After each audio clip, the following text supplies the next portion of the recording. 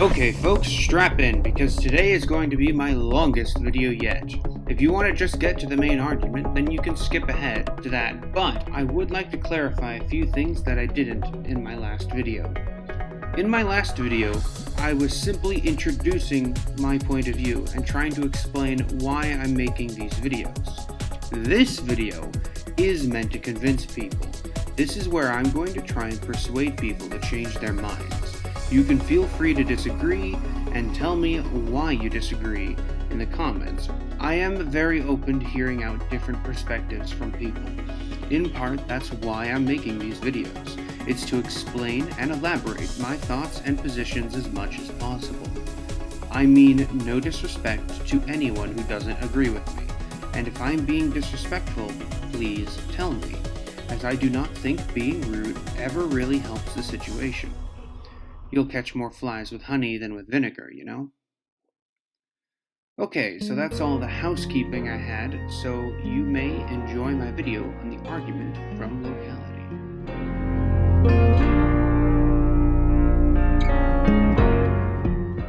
The argument from Locality runs as follows.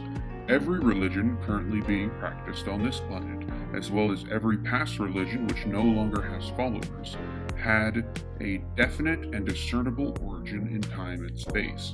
Even if the exact beginnings of a religion are murky, that religion still originated in a definite area and in a definite time period. However, I argue that any god or gods which existed and which desired to reveal themselves to humanity would not do this. They would not provide a revelation to only one culture at one time in one place. There are several good reasons to believe this, and if it holds, then any religion which did have only a single point of origin cannot possibly be true. In short, the fact that all religions originated in one specific culture, at one specific time, and one specific place, points strongly to their being a product of that culture, time, and place, and not the product of divine revelation. The argument from Locality is a valid argument against religion for the following reasons. Number 1. Any deity which desired to be believed in would reveal itself to everyone, not just a specific person, culture, race, or nation. There can be no doubt that any religion that had it right would be universal. Modern science has taught us all that humans are the same on fundamental genetic and cognitive levels, and that race is a social construct as much as it is a biological one. In light of these facts, it is not rational to insist that a god, plainly not a creature of biology, with no special ties or allegiances to any subgroup of humanity, would select any specific people or ethnicity to be its chosen. It can hardly be a coincidence that every religion which claims God has a chosen people was founded by those who claimed they were the chosen people.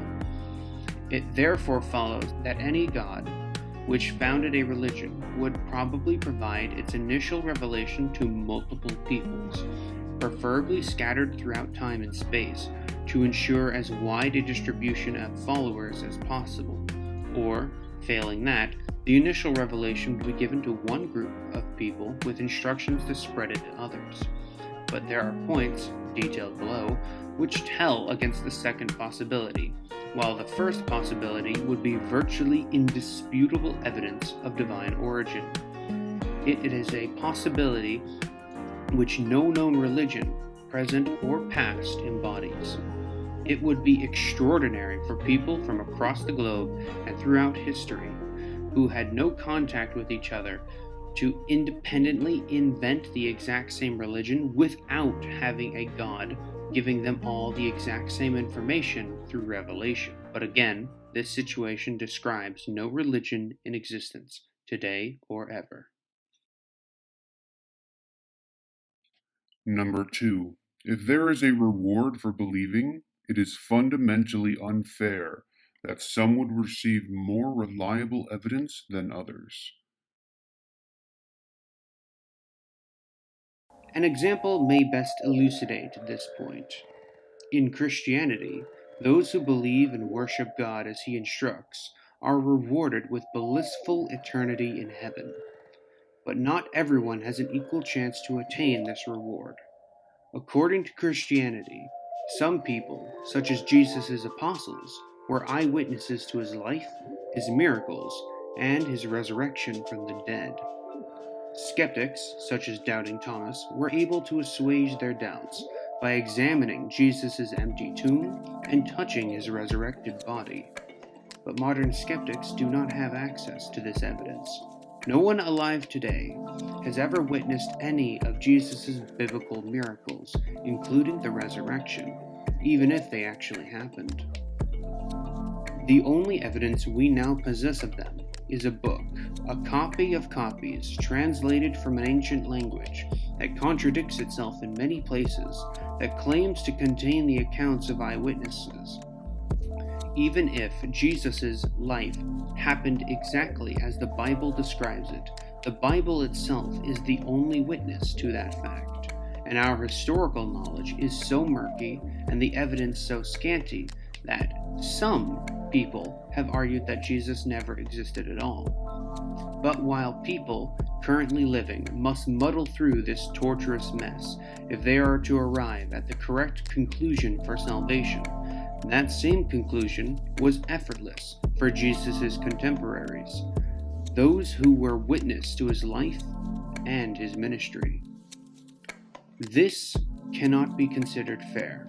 Why should God pick a small number of people and overwhelm them with so much first-hand evidence that their coming to the correct conclusion is virtually assured, while all the rest of us are forced to subsist on scraps of handed-down hearsay? Is salvation like winning the lottery, a matter of luck? How can God be a God of justice if He gives some people a much better chance than others? The answer is, He cannot. If God's system of salvation is to be considered fair, then it must be a level playing field, giving everyone the same chance and the same evidence on which to base a decision. Plainly, in this case, it is not. It does no good to say that the apostles who had first-hand evidence balanced this by paying in much greater persecution and hardship. Many more recent Christians with nothing but hearsay to go on were subjected to persecutions at least as great for their faith. While I have used Christianity as an example, an analogous argument could be applied to any religion purportedly founded or sustained by specific miraculous events at a specific place and time.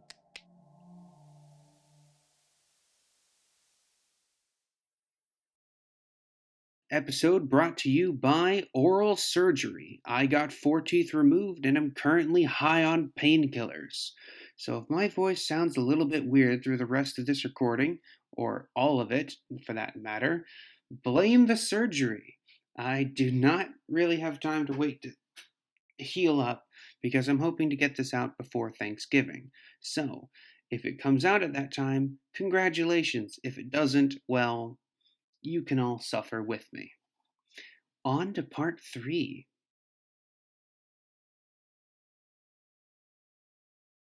Part 3. If there is a punishment for not believing, it is fundamentally unfair that some would receive less evidence than others, or no evidence at all. This is the flip side to the previous point, but is different in subtle, yet important ways. If a religion claims to be the exclusive way to salvation, and threatens hell for those who do not believe in it, then what happens to those who have never heard of it due to distance in time or space?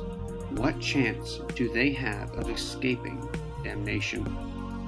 For example, if Christianity is the correct religion, then generation after generation, dozens of indigenous cultures, thousands of tribes, millions and millions of people in North, Central, and South America, in Europe, in Africa, in Asia, in Australia, and Indonesia, all lived and died in total, tragic ignorance of the one true God, without ever being given a chance to know the love of Jesus or to hear about the sacrifice he made. This holds true for both those people who lived before Jesus as well as those who lived during or after his time, but before missionaries arrived there. They were never told about the Bible, never got to witness or benefit from any miracles, and never even had one single prophet raised up from among their number. Why did God neglect these people? More importantly, what is the fate of those who have never heard? Did they all go to hell when they died, simply because God chose not to tell them the way to salvation? Or did they somehow get to heaven without the redemptive powers of Jesus? And if so, if it is possible, then what was the point of sending Jesus at all? The Bible, supposedly God's instruction book to humanity, nowhere addresses this crucial problem. Since the Bible is supposed to contain all relevant information regarding God's plan of salvation, it is exceedingly strange and hard to explain, at least for those who believe in it, that it does not answer such an obviously important question. The most relevant thing it says is the dictum that no man gets to heaven without Jesus Christ, which implies that all those millions of people who lived and died without ever hearing of him were all damned through no fault of their own, but merely because they were born in the wrong place or at the wrong time.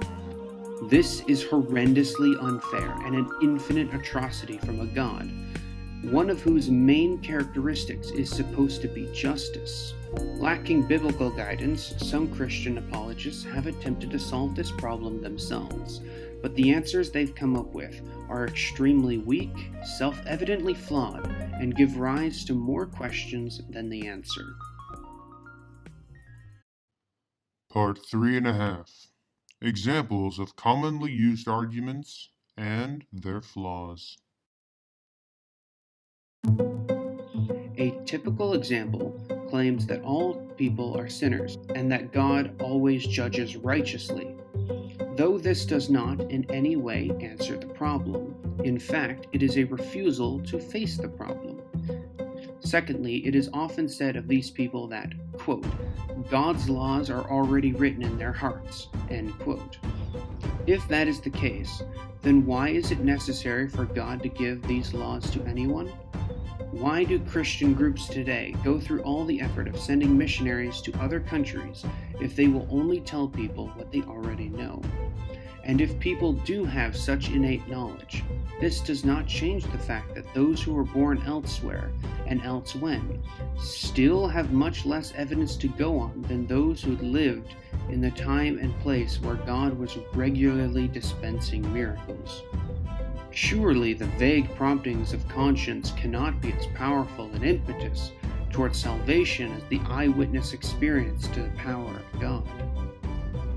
Finally, many reluctantly offer that perhaps God, in his foreknowledge, had already known these people would not believe even if they were presented the gospel. This is ludicrous.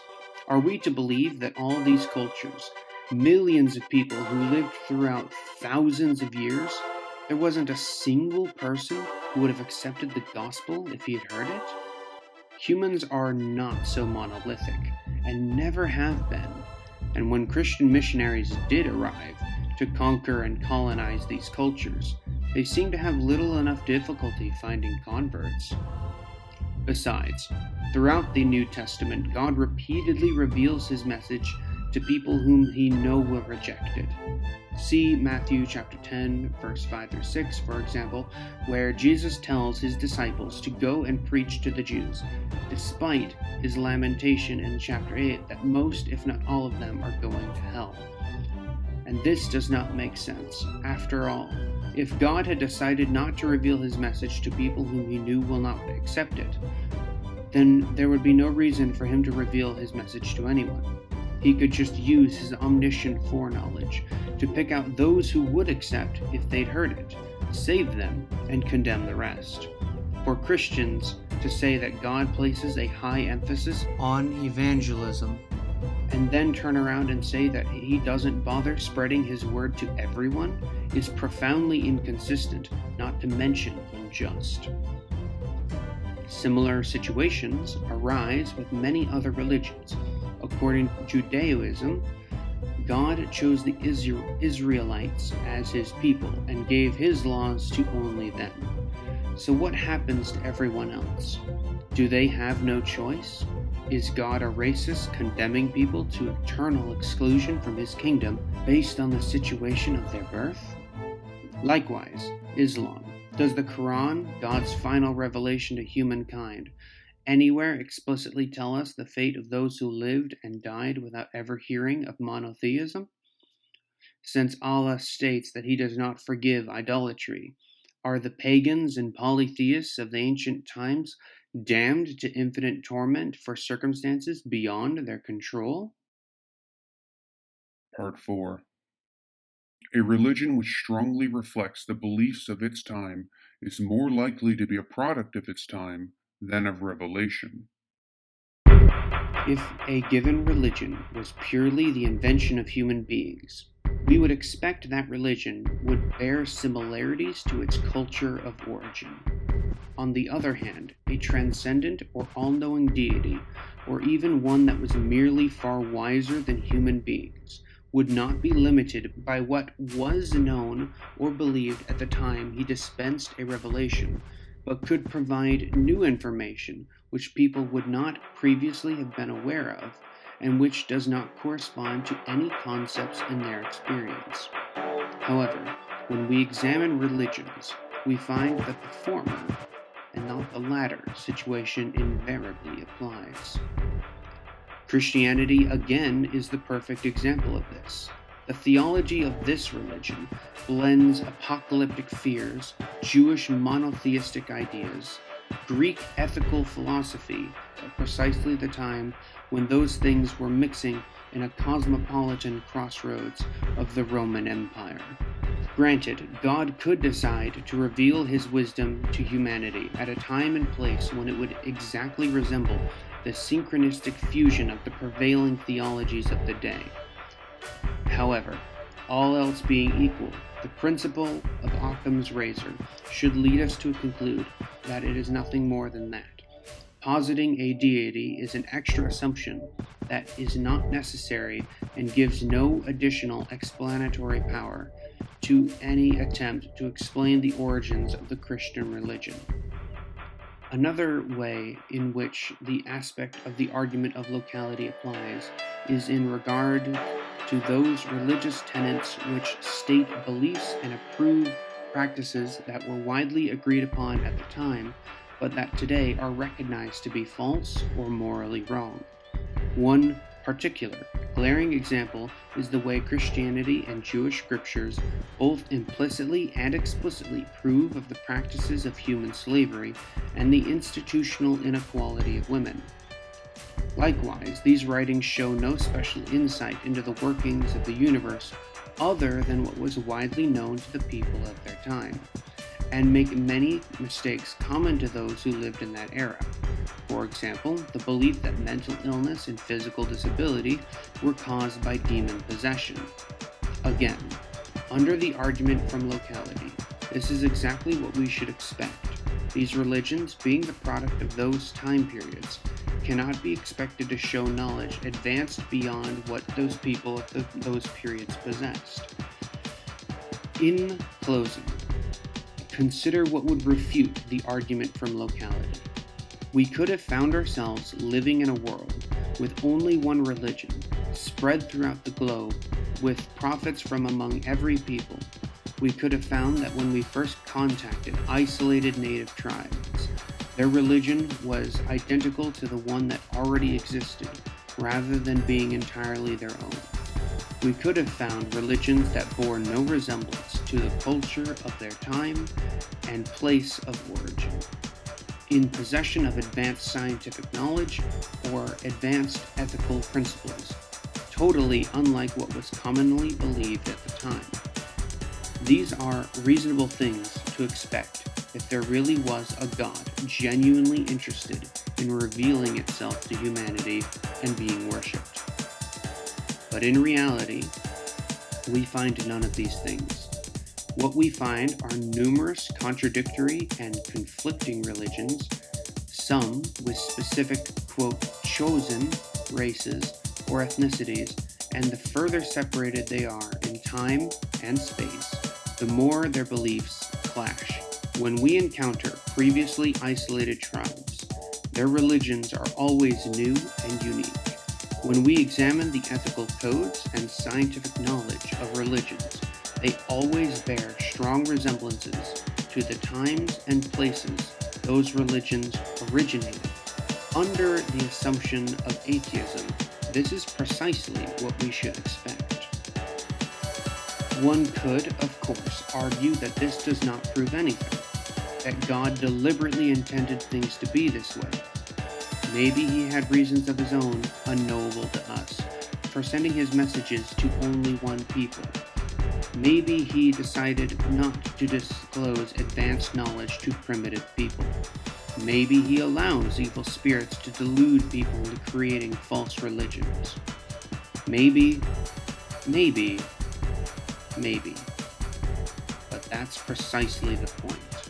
When one believes in supernatural beings that can violate the laws of nature at will and have motivations inscrutable to humans, all grounds for believing one proposition over another vanish. All knowledge disappears. There is no longer any reason to expect any state of affairs rather than any other. Such a doctrine is impossible to falsify and leads to nothing but epistemic chaos. In explaining anything, theism turns out to explain nothing. But atheism does not have the luxury of infinitely imaginative explanations unconstrained by fact. Given only a few first principles, physical laws and observation whose existence no one disputes, atheism requires that the world can only be one way, and that way is the way we in fact find it to be. Believers may argue why God set up the world in just the one way we would expect it to be if he did not exist. But to a free thinker, the conclusion is obvious.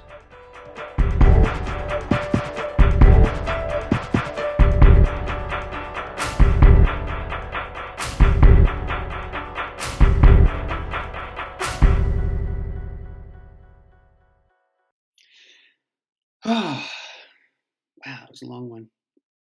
All right. Now, as to how many of these atheist videos I'm going to make, probably not many. There's my last video, and there's this video, and perhaps two more, and then I'll hopefully move on to something a little bit more interesting. There are other kinds of videos I want to make. Like at time of recording, I'm currently writing a short horror film. So if you would like to support my more creative endeavors into making short films and other things like that, please donate to my Patreon down below. It'd be a lot of help. I'm also interested in making like political commentary, giving my thoughts on things in the world. If you'd like to interact with more of my sort of daily-ish thoughts, semi-daily thoughts, you can follow me on Twitter at EmperorSmiling. If you go to our Patreon, you'll get behind-the-scenes live streams, early access, Patreon-only updates, and a bunch of other fun stuff. So check it out, and I'll hopefully see you all next time. Goodbye.